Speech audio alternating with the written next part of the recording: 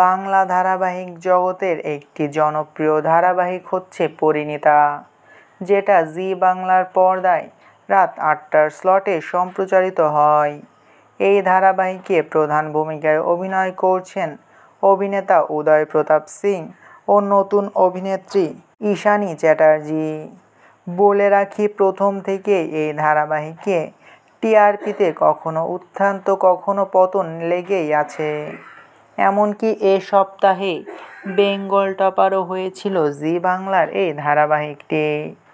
প্রথম থেকেই পরিণীতার পারুল ও রায়ানের জুটিটা দর্শক মহলে ব্যাপক জনপ্রিয়তা অর্জন করেছে। তাদের ভালোবাসা খুনসুটি দর্শকরা খুব পছন্দ করে। কিন্তু এর মধ্যেই শোনা যাচ্ছে এবার বদলে যেতে চলেছে পারুল ও রায়ান।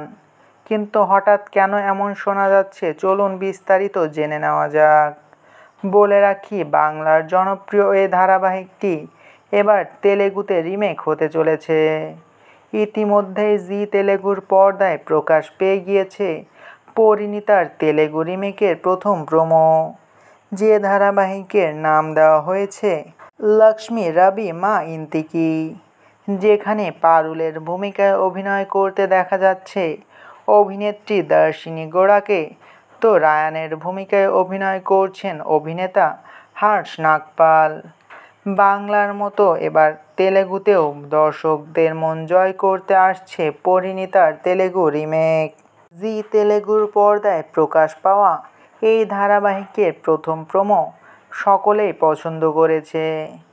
এমনকি পরিণীতার তেলেগু রিমেকের প্রথম প্রোমো ব্যাপকভাবে পজিটিভ রিভিউ পাচ্ছে। এখন শুধু দেখার পালা বাংলার মতো তেলেগু দর্শকেরাও এই ধারাবাহিকটিকে কতটা আপন করে নেয়, সেটা শুধু সময়ের অপেক্ষা।